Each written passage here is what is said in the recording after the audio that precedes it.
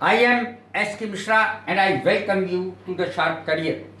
आज मैं आपके लिए वो चीज लाया हूं जो आपको बहुत ही पसंद आएगी। Used to.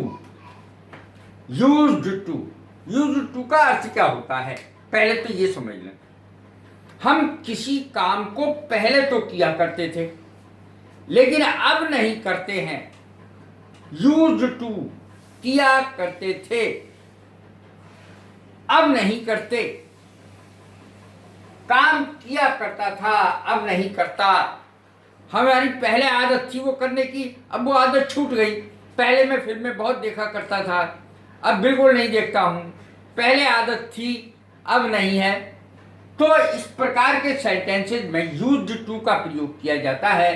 फार्मूला है, सबसे पहले कोई भी सब्जेक्ट आएगा, हर माल ₹1.25, कोई भी सब्जेक्ट, उसके बाद यूज्ड टू का प्रयोग होगा। पास्ट टेंस होता है ये। यूज्ड टू वर्ब की फर्स्ट फॉर्म, उसके बाद ऑब्जेक्ट, ये इसका फार्मूला होता है। अब देखें, मैं धूम्रपान किया करता था, आई यूज्ड टू स्मोक।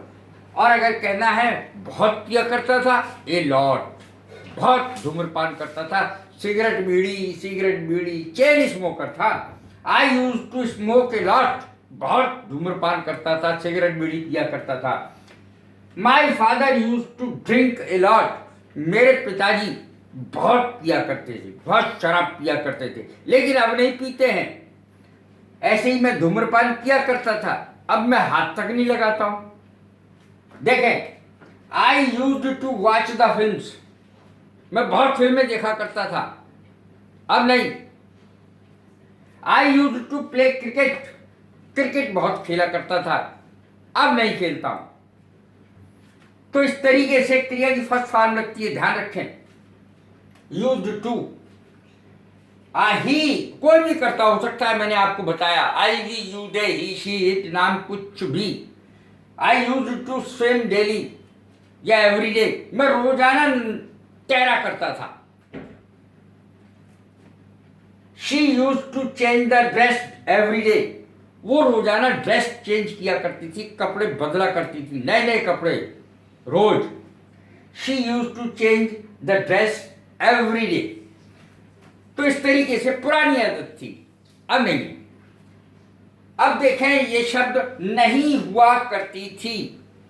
देखें इसका प्रयोग, सब्जेक्ट सबसे पहले यूज्ड नॉट टू बी और उसके बाद एडजेक्टिव। देखें, वह भुलक्कड़ नहीं हुआ करती थी, अब भूल जाती है। अब कुछ भी बताओ, भूल जाती है। पहले भुलक्कड़ नहीं हुआ करती थी। सब्जेक्ट यूज्ड टू बी और एडजेक्टिव। देखें, she used not to be so forgetful, वो इतनी भुलक्कड़ पहले हुआ नहीं करती थी। पहले की अंग्रेजी लगाने की जरूरत ही नहीं है इसमें, पहले की अंग्रेजी जरूरत नहीं है लगाने की। She used not to be so forgetful, वो इतनी भुलक्कड़ नहीं हुआ करती थी या इतनी असावधान नहीं हुआ करती थी। तो कोई भी एडजेक्टिव लगा दो, यहाँ केयरलेस लगा दो, अर्थात वह इतनी असावधान नहीं पहले हुआ करती थी, अब बहुत असावधान है। अब देखें अगला प्रयोग किस तरीके से हम कर सकते हैं, कितनी 5 तरीके से इसका यूज टू का मैंने यूज किया है। There used to be, there पहले यूज्ड टू बी, उसके बाद नाउन। अब हम कहते हैं, कभी कभी हम अपने गांव जाते हैं या बाहर निकल गए, कहीं भी चले गए, दिल्ली चले गए, आगरा चले गए, नोएडा चले गए, नौकरी करने के लिए जाते ही हैं। और फिर उसके बाद 10-20 साल बाद लौट के आते हैं या 30 साल बाद लौट के आते हैं, तो हम कहते हैं यहाँ एक दुकान हुआ करती थी, यहाँ हमारा स्कूल हुआ करता था, वहाँ तालाब हुआ करता था, वहाँ पुल हुआ करता था। इस तरीके से हम बोलते ही हैं। कैसे बनेगी इसकी अंग्रेजी, देखें। देयर, उसके बाद यूज्ड टू बी, उसके बाद नाउन। वहां एक दुकान हुआ करती थी, वहां एक मंदिर हुआ करता था, या यहां एक मंदिर हुआ करता था, तो हेयर लगा देंगे। देयर तो लगेगा अपनी जगह, लेकिन बाद में हेयर लगा देंगे। वहां एक दुकान हुआ करती थी या यहां एक दुकान हुआ करती थी। There use to be a shop, वहां एक दुकान हुआ करती थी। और यहाँ एक दुकान हुआ करती थी, क्या होगा, there used to be a shop here, यहाँ एक दुकान हुआ करती थी। There use to be a temple here, यहाँ एक मंदिर हुआ करता था, जहाँ हमारा स्कूल हुआ करता था। There use to be our school here, there use to be our school here, हम जिसमें पढ़ा करते थे वो स्कूल यहाँ हुआ करता था। ऐसे ही पॉन्ड कह लीजिए, तालाब, झोपड़ी, हट, इमारत, बिल्डिंग, कुछ भी कह लीजिए। बाग हुआ करता था, और झोपड़ी की अंग्रेजी होती है हट, हाउस, बिल्डिंग, कुछ भी जो आपके मन में। खेत हुआ करता था, खेत की अंग्रेजी है फील्ड। तो इस तरीके से हम इसका यूज कर सकते हैं।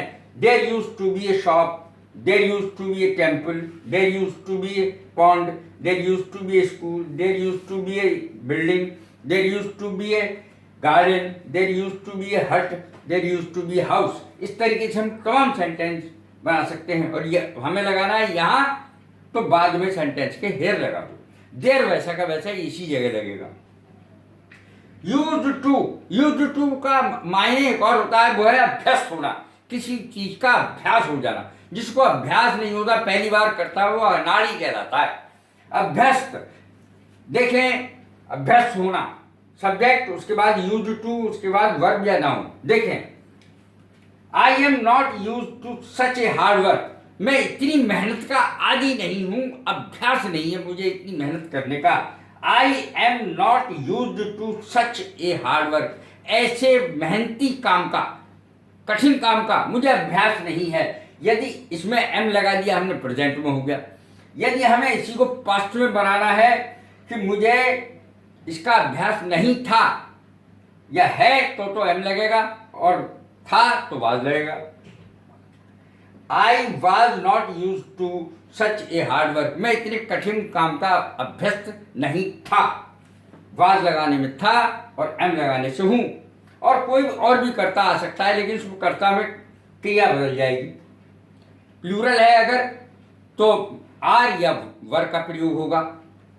प्रेजेंट में आर, पास्ट में वर, इस तरीके से प्रयोग होगा। अब देखिए अगला, let me do this work because I am used to it, मैं इस काम का आदी हूं, मुझे करने दो ये काम। Let me do this work because I am used to it, मैं इस काम का आदी हूं, अभ्यस्त हूं, मुझे अभ्यास है इस काम का, मुझे करने दो। Let me do this work because I am used to it. अब देखें, she is used to cook food, she is used to cook food, वह खाना बनाने की आदी है, उसका रोज का काम है खाना बनाने का। मिठाइयाँ बनाने का हलवाई का होता है जैसे, तो खाना बनाने का रोज का काम है, वो इसकी अभ्यस्त है। कैसी लगी है मेरी वीडियो? लाइक करें, शेयर करें, सब्सक्राइब करें। God bless you.